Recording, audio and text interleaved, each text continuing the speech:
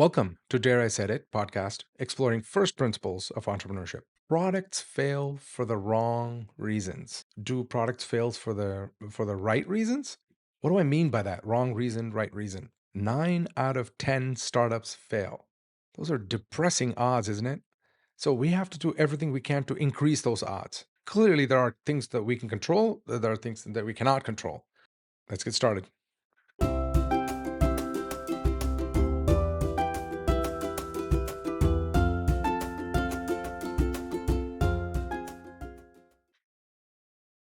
Don't you love Hawaiian music? Why do products fail? Number one, there's the product market fit. If people don't want your product, it doesn't matter how good your product is. And closely related to that is whether your product is a vitamin or a painkiller. And that's something to think about. So, and second is poor timing. Either you're too early or you're too late. And third, running out of capital, which sucks. And of course, and other factors like competitions and so on.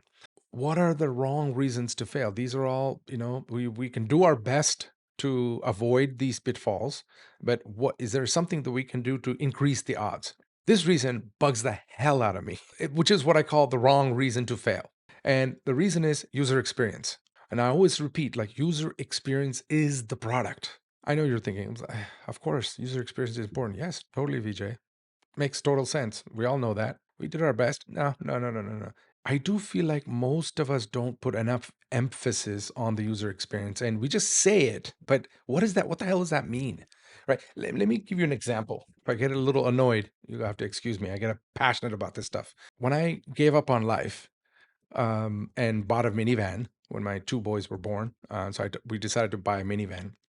When I threw in the white towel and cried for days before I had to go and drive the minivan. And I had a sports car before this. It's a different episode. And then entertainment system was something very important because we wanted to make sure they're entertained and there's no kids screaming in the back when I'm trying to drive because I'm already depressed driving a minivan. I don't want to cry anymore. The entertainment system has a screen at the top for the two of my boys and split screen. So there's a long screen and it has a split video. So some of you probably have an Odyssey. Has anybody figured out how the hell do you use this damn thing? Years of experience in technology, I can't figure out the damn thing. Like hundreds of buttons, back and forth trying to figure out the audio input. Okay, how do we route the audio there? What about the video? There's a DVD player. This is a few years ago. DVD player. How do you switch the input? It's like, what the hell, right? So I could barely figure it out. My wife certainly couldn't figure it out because she's not from the tech world. She's in healthcare. She always asks me to turn that on if I'm on the car. Now, is it complicated enough where I can't figure it out? Of course not. Is it complicated enough? She can't figure it out. No, it's not. Most people can figure it out. So the lesson there, we underestimate users' intelligence because you hear the old adage where you have to assume users are stupid. No, it's not that. It's not this. It's not the user's intelligence. It's users' attention. Do they give a shit?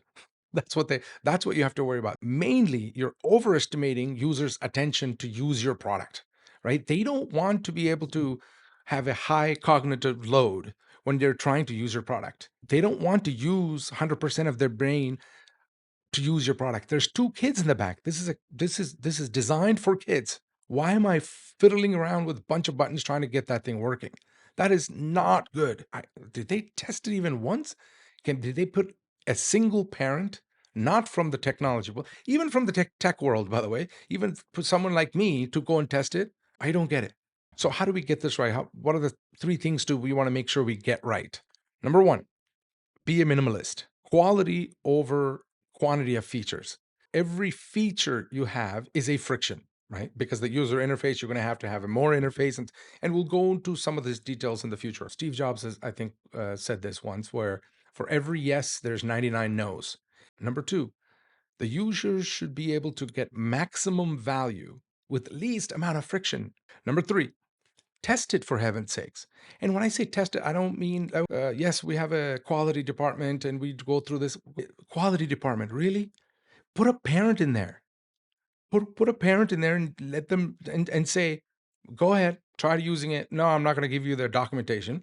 Try using it. Pretend your kids are there.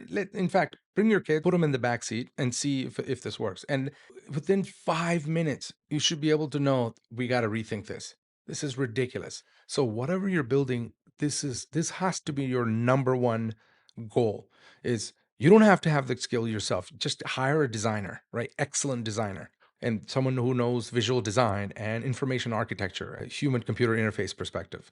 So these are the three things I would focus on. There's a lot more on this topic that I will cover in the future, more specifics.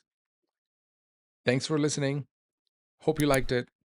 Till next time, keep daring. Ciao.